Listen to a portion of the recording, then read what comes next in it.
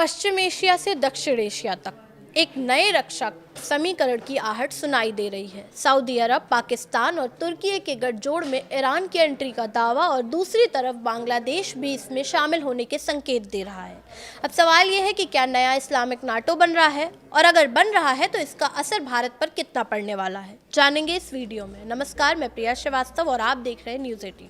Saudi अरब, पाकिस्तान और तुर्की के बीच बना मक्का joint defence agreement middle east के बदलते रणनीतिक समीकरण का बड़ा हिस्सा माना जा रहा है। लेकिन अब इसी गठजोड़ को लेकर एक ऐसा दावा सामने आया है जिसने सवाल खड़े कर दिए हैं। दावा किया जा रहा है कि ईरान को भी इस रक्षा समझौते में शामिल होने का न्योता मिला है। ये दावा ईरानी संसद की आधिकारिक समाचार एजेंसी खाने मिल्लत के प्रमुख मेहदी रहीमी के बयान के बाद सामने आया। रहीमी के मुताबिक तेहरान को प्रस्ताव मिला है और ईरान इस पर विचार कर रहा है। लेकिन यहाँ सबसे ज़रूरी बात यह है कि इस दावे की स्वतंत्र आधिकारिक पुष्टि अभी नहीं हुई है। ईरान के विदेश मंत्रालय या शीर्ष नेतृत्व की ओर से इस कथित न्योते पर सार्वजनिक बयान अभी सामने नहीं आया है।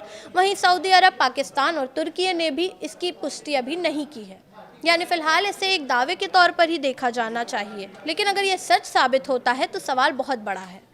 जिस ईरान को लेकर मिडिल ईस्ट में लंबे समय से रणनीतिक बातचीत खींचतान चल रही है, वहीं ईरान इस नए रक्षा गठजोड़ का हिस्सा कैसे बनेगा। दरअसल सऊदी अरब, पाकिस्तान और तुर्की के बीच हुए इस समझौते का मकसद आपसी सुरक्षा और रक्षा सहयोग को मजबूत करना है। तीनों देशों के बीच सैन्य और रणनीतिक सहयोग को बढ़ाने की कोशिश है। इसी वजह से इसे लेकर एनालिसिस में इस्लामिक नाटो जैसे नाम से भी देखा जा रहा है। और चूंकि ईरान पश्चिम एशिया में एक बड़ी क्षेत्रीय शक्ति है और सऊदी अरब के साथ उसका लंबे समय तक रणनीतिक तनाव रहा है, इसलिए ईरान की संभावित एंट्री की खबर बेहद अहम होती जा रही है।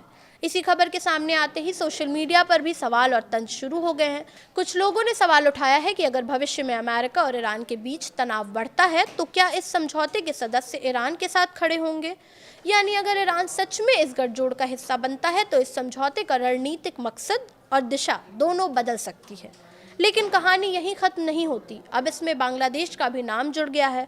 बांग्लादेश के 2 मंत्रियों ने संकेत दिया है कि उनका देश सऊदी अरब, पाकिस्तान और तुर्की से जुड़े आर्थिक या रक्षा ढांचे में शामिल होने की संभावना को लेकर सकारात्मक रुख रखता है।